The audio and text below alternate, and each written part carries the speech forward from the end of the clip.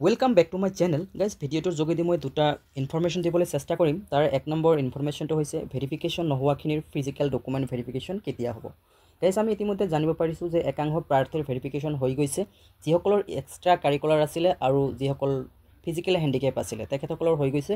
আৰু refresh candidates অৰ্থাৎ যিসকলৰ কোনো ধৰণৰ তেনেকুৱা এক্সট্ৰা কাৰিকুলাৰ বা কোনো ধৰণৰ ফিজিকেল হেণ্ডিকেপ নাছিলে তেখেতসকলৰ ভেৰিফিকেশ্যন কেতিয়া হ'ব।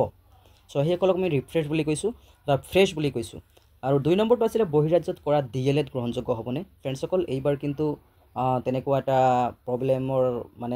প্ৰব্লেম দেখা গৈ আছে। তো যিকি নহওক মই ভিডিঅ'টোৰ যোগেদি সেই দুটা বিষয় লৈ আলোচনা কৰিম। আপোনালোকে ভিডিঅ'টো স্কিপ নকৰাকৈ শেষলৈকে চাই থাকিব। গাইজ প্ৰথমতে মই বহিৰাজ্যত কৰা DLED গ্ৰহণযোগ্য হ'বনে বা বহিৰাজ্যত কৰা DLED প্ৰাৰ্থীসকলৰ এইবাৰ কি হ'ব। হয় ফ্ৰেণ্ডসকল, ইয়াৰ উত্তৰত মই ক'ম যে এইবাৰ কিন্তু বহিৰাজ্যত কৰা DLED প্ৰাৰ্থীসকলৰ বিৰুদ্ধে ভালেখিনি এটা প্ৰশ্ন উত্থাপিত হৈছে। কেৱল এনেকুৱাই নহয়, অফিচত প্ৰশ্ন উত্থাপিত হৈছে যে একাংশই চাৰ্টিফিকেট বহিৰাজ্যৰ পৰা কিনি আনিছে, এনেকুৱা প্ৰশ্ন উত্থাপিত হৈছে। আৰু সঁচাই যদিহে তেখেতসকলৰ তেনেকুৱা চাৰ্টিফিকেট কিনি আনা বুলি প্ৰমাণিত হয় তেনেহ'লে চৰকাৰে তেখেতৰ বিৰুদ্ধে নেচেচাৰী একশ্যন ল'ব। There will be taken necessary action against for them. আৰু তেখেতসকলৰ বেক অফিচ ভেৰিফিকেশ্যন চলি আছে। গতিকে এইবাৰ বহিৰাজ্যত কৰা DLED প্ৰাৰ্থীসকল DLED বা BEd প্ৰাৰ্থীসকল সাৱধান, কিয়নো এইবাৰ কিন্তু ষ্ট্ৰিক্টলি বেক অফিচ ভেৰিফিকেশ্যন চলি আছে।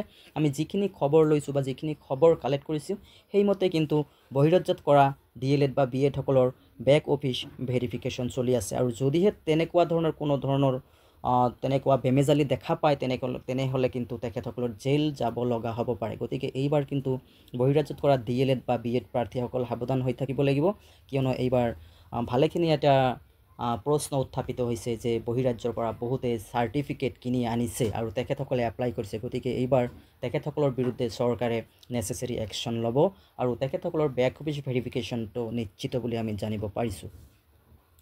আনহাতে 2 নম্বৰ ইনফৰমেশ্যনটো আছিলে ভেৰিফিকেশ্যন নোহোৱাখিনিৰ ফিজিকেল ডকুমেণ্ট ভেৰিফিকেশ্যন কেতিয়া হ'ব। ফ্ৰেণ্ডসকল ইয়াৰ উত্তৰত মই ক'ম, মই যিখিনি খবৰ লৈছোঁ যে আপোনালোকৰ ভেৰিফিকেশ্যন যোৱাকালি সম্পূৰ্ণ হৈছে আৰু ভেৰিফিকেশ্যন সম্পূৰ্ণ হোৱাৰ পিছত বা এতিয়ালৈকে তেনেকুৱা ধৰণৰ কোনো এটা ষ্ট্ৰিক্টলি ডিচিশ্যন লোৱা নাই যে নেক্সট ভেৰিফিকেশ্যন কেতিয়া ষ্টাৰ্ট হ'ব বা তেখেতসকলৰ কোনো ধৰণৰ এটা বৈঠক হোৱা নাই। মানে তেখেতসকলৰ ভেৰিফিকেশ্যন শেষ হোৱাৰ পিছে এটা বৈঠক হয় বা তেখেতসকলৰ এটা টাইম থাকে, এটা সীমা থাকে যে 2 দিন বা 4 দিন পিছত এটা বৈঠক হ'ব আৰু সেই বৈঠকত এটা ডেট কৰিব যে কোন দিনাৰ পৰা আপোনালোকৰ ভেৰিফিকেশ্যনটো ষ্টাৰ্ট কৰা যায়। তো যোৱাবেলিও তেনেকুৱা হৈছিলে, তেনেকুৱা এটা ডেট যদিও পোৱা গৈছিল তথাপি সেইখিনি লেট হৈছিলে। আৰু এইবেলি আমি যিখিনি খবৰ পাইছোঁ সেইমতে আমি জানিব পাৰিছোঁ যে এই চলিত মাহত আপোনালোকৰ ভেৰিফিকেশ্যনৰ চান্সটো খুবেই কম, অৰ্থাৎ ডিচেম্বৰ মাহত ভেৰিফিকেশ্যন নোহোৱাৰ পচিবিলিটিটোৱে বেছি আছে।